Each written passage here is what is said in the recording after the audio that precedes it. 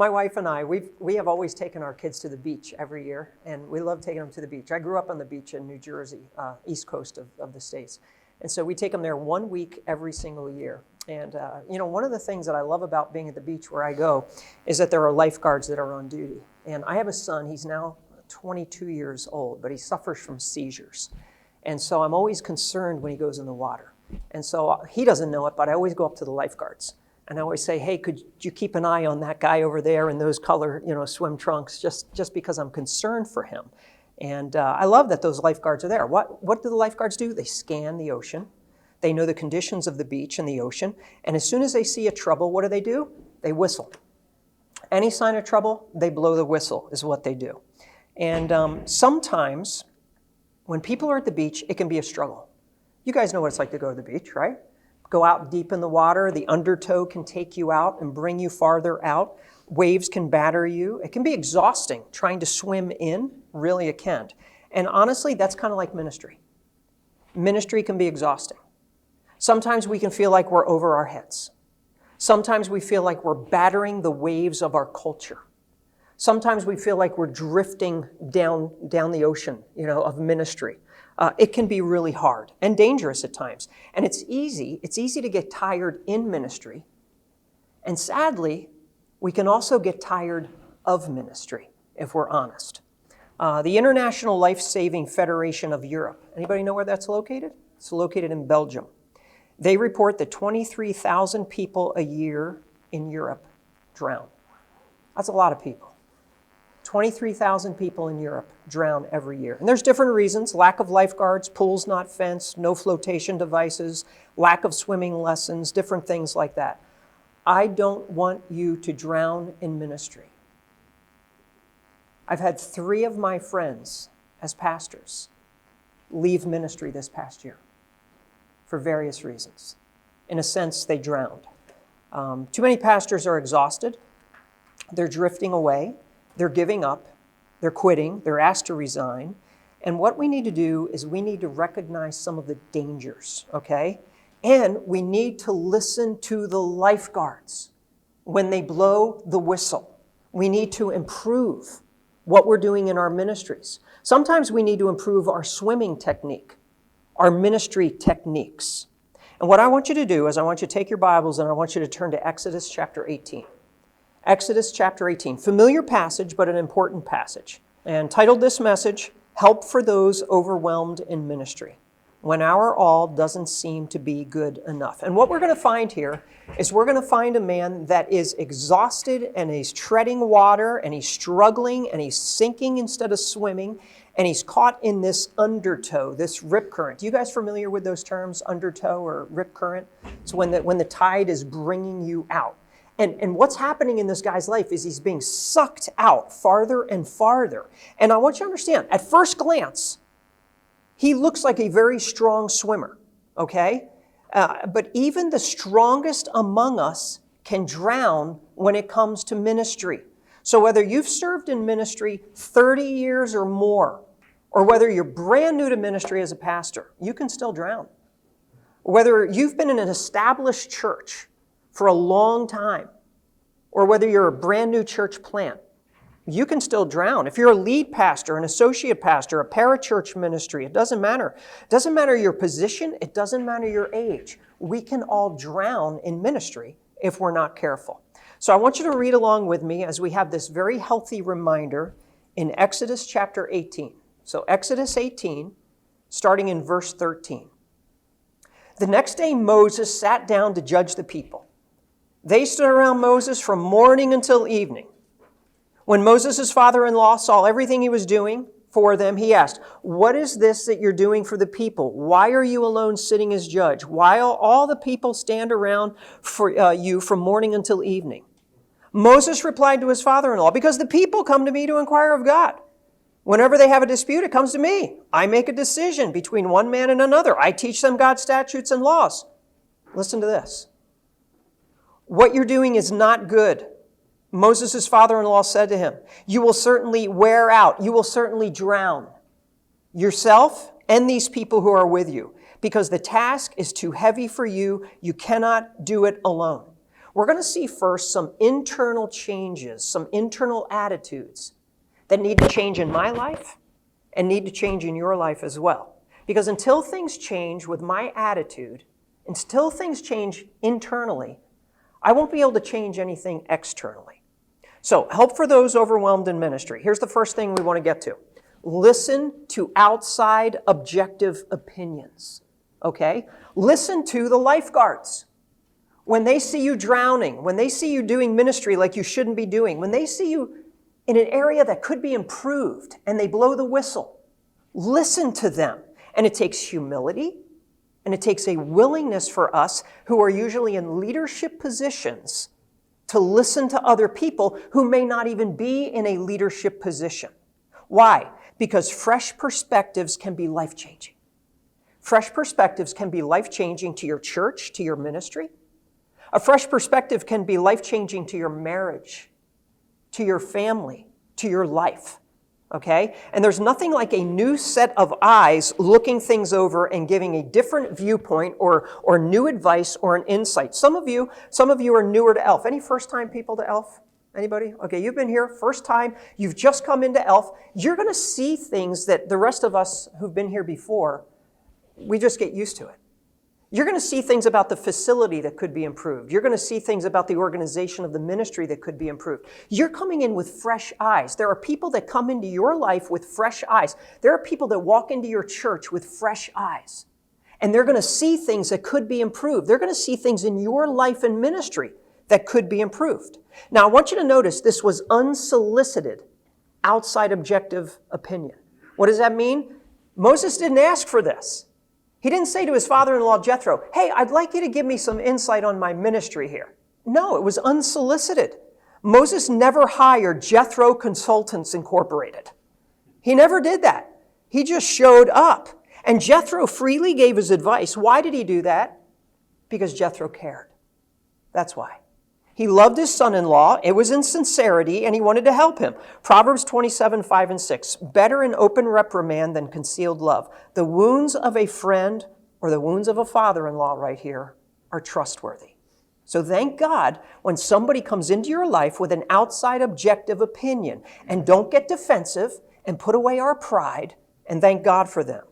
And so listen when people want to share improvements in your life. When it comes to the way you lead and your leadership style. When it comes to the way you preach. Ooh, that's hard. When it comes to decision making. When it comes to the way we interact with people around us, or how we treat our wives, or husbands, or how we treat our children. Listen to people. Listen to the lifeguards when they blow the whistle. So, fresh perspectives can be life-changing. Next, we all have blind spots, myself included. You know what a blind spot is in the car. You don't see the car that's right beside you. You're driving along, and all of a sudden you put on your blinker to go into another lane, and you get honked at right away. And hopefully they don't show you any kind of fingers, okay? But you don't see the person and what's going on, all right? Sometimes we're oblivious to the people in ministry around us, and we've got to be very careful. And if we're not careful, we're going to cause accidents in our ministries. We're going to cause accidents in our churches. We're going to hurt people's feelings because all of a sudden we started veering into somebody else's lane that's their lane and not our lane. There are some pastors and ministry leaders out there that are swerving all over the place all the time. They're going into this lane, and then they're going into this lane, and they got their hands on this ministry, and then they want to control this, and they want to be in charge of this, and they want to make a decision on this. You need to stay in your lane. Moses, stay in your lane. Ministry leader, pastor, stay in your lane. Moses, what happens? He never notices the problem. Look at verse 13. Moses sat day after day, judging the people. They stood around Moses from how long? Morning until evening. Same is true for some of us today. We have problems in our ministries, needed improvements that I need to make and that you need to make. And we've got to be careful to listen to others. Moses went to work as usual. He's grinding it out day after day, busy every single day, had to get things done every single day. What we term Putting out fires is the phrase. You guys have that phrase? Putting out fires, putting out problems. That's what he's doing. And Moses is sitting all day, and the people are standing all day. We have something in America called the DMV, the Department of Motor Vehicles. Do you guys have something like that where you go and you stand forever to get your license renewed? Okay, so in America, we have horrible government-run agencies that are inefficient, poorly run, where you wait forever. I'm sure they're fantastic in Europe. They're just fantastic, right? So you know what I'm talking about, okay? So this is probably the guy that you get when you go to the DMV, okay? The sloth from Zootropolis is what it's called here in Europe, all right? So I want you to notice, this is so important. God never spoke to Moses about this. Do you realize that? He never spoke to him about his leadership in this area. Now, he spoke to him in the burning bush. He would speak to him at the tent of meeting, and his face would be aglow. I mean, he's going to speak to him with the 10 Commandments. It's amazing. Do you realize there are some things God lets us figure out by listening humbly to other people? What do you need to hear from other people in your ministry? Do you have ears to hear outside objective opinions? Do you have ears to hear the whistle from the lifeguard when he says you could do that better? And don't get defensive. And don't get proudful. So fresh perspectives can be life-changing. We all have blind spots. Here's the next one.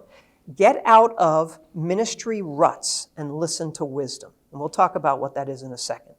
So his father-in-law instantly notices what is going on. He sees everything, verse 14.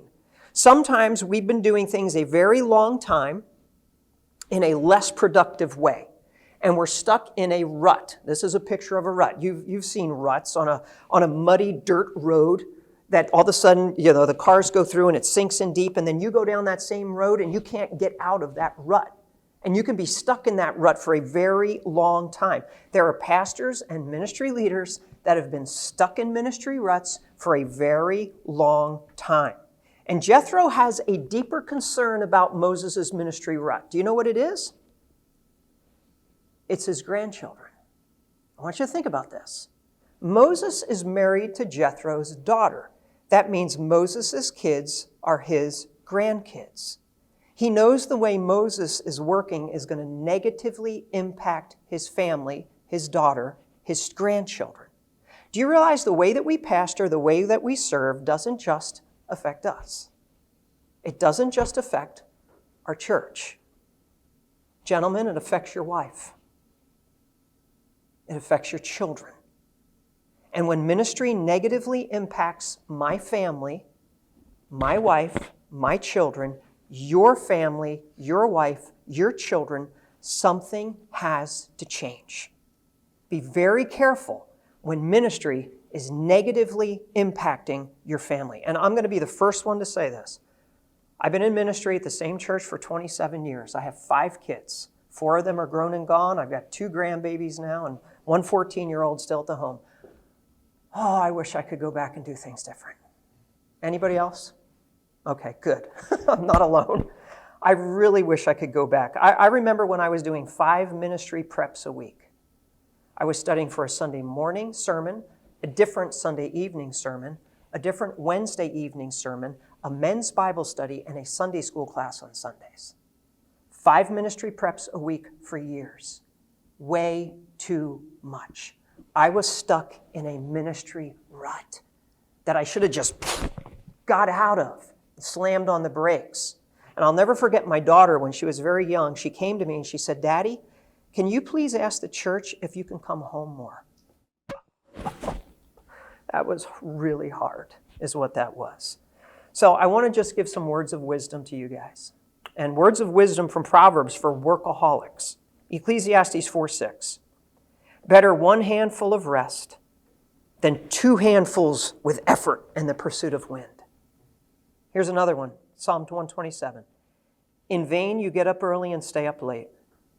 It's a waste, God says. Working hard to have enough food. Yes, he gives sleep to the ones he loves. Get your rest. Get your rest. All right, get out of the ministry right. Here's the next one. Listen to what and why questions. Look at verse 14. Look at Jethro, what he does. What is this you're doing for the people? Why are you alone sitting as judge while all the people stand around you from morning till evening? What are you doing? Think about what you're doing in ministry right now. Why? Why are you doing it that way in your ministry? Why are you working all alone? Why are the people standing around all day long? Why are you doing it that way? And if you answer because I've always done it this way, that's the wrong answer. That's the ministry rut. See, what and why questions are very, very revealing as well as very convicting.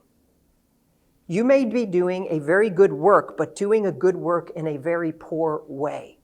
You know the story of the woodsman. What would you do? He's chopping down trees. What would you do if you only had 5 minutes to chop down that huge tree? What is his answer? I'd spend the first 2.5 minutes sharpening the axe. Great answer. Sharpen your axe. Work smarter, not harder. And there are too many pastors and ministry leaders that are chopping down trees with dull axes.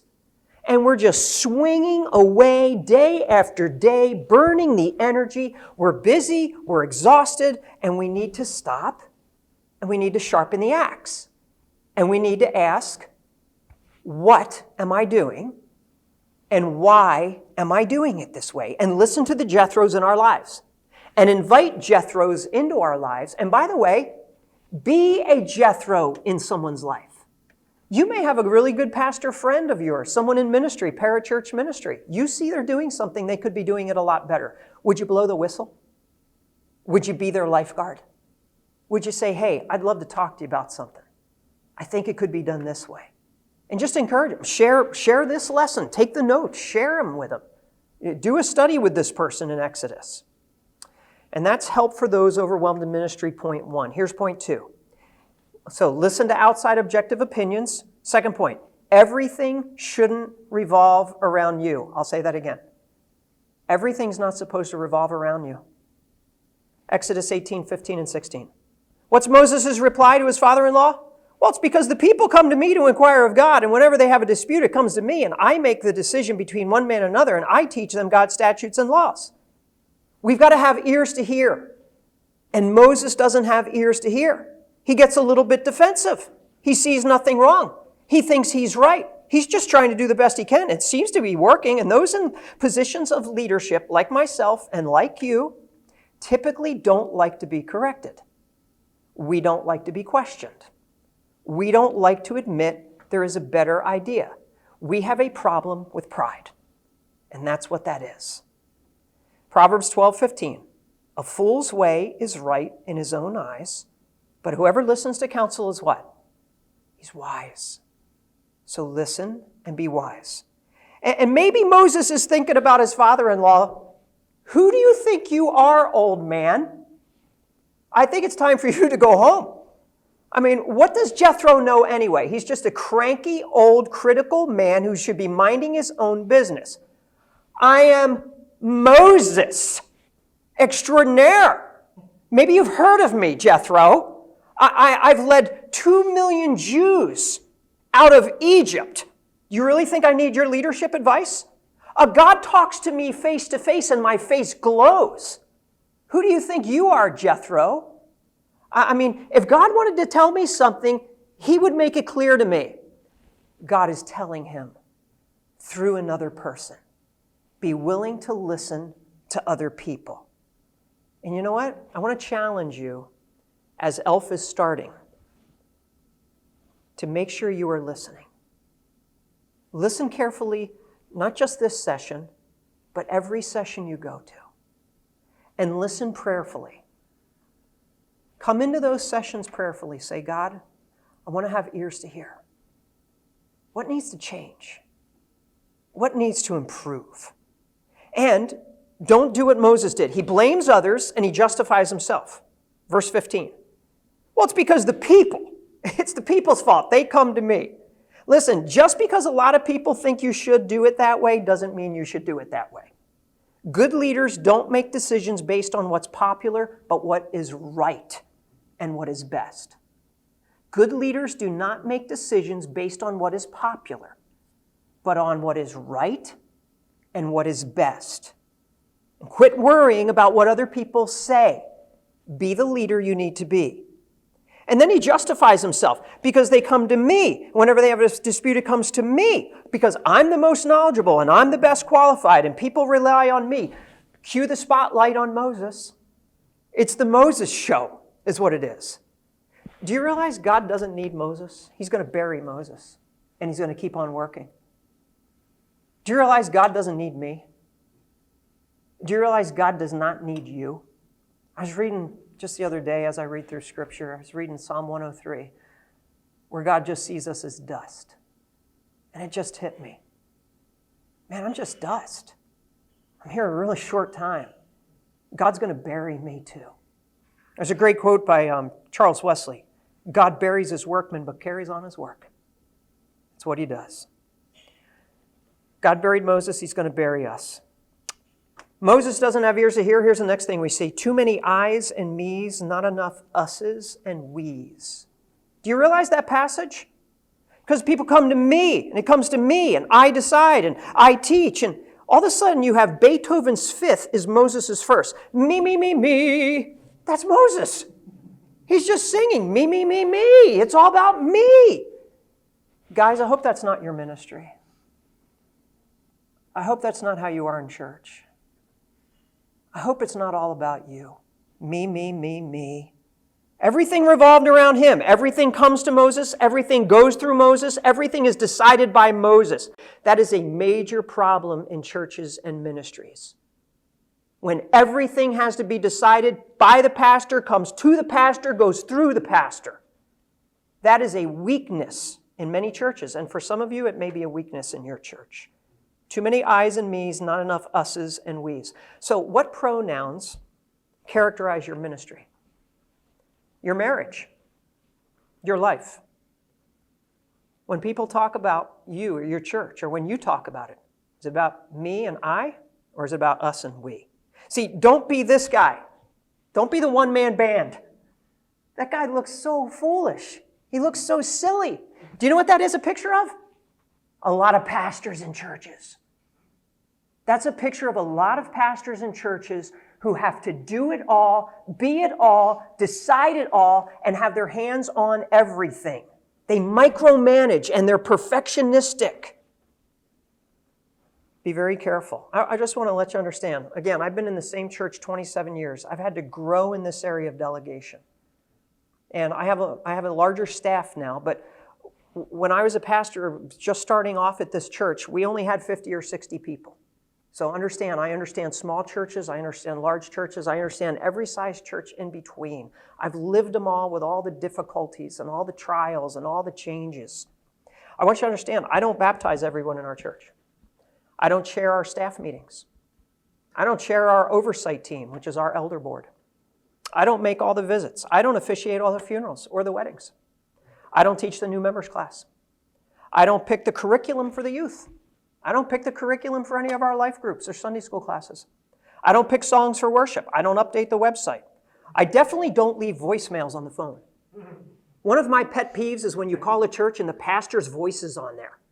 Like you couldn't find a really nice woman's voice in your congregation to leave that voicemail. Maybe that's where delegation needs to start with you, pastor. You need to find someone in your church and you could ask them, would you please leave the voicemail? You don't need to be doing that. You don't need to be reading the instructions and wasting that time. What are you doing? You're not paid. You're not supported as a pastor to do those things. Don't hold back your ministry. It's called The Law of the Lid by John Maxwell. There's a lot of ministry leaders that are the lids on their churches, and they hold it down instead of freeing it up by involving more people. And that's the first part of our hope for those overwhelmed in ministry.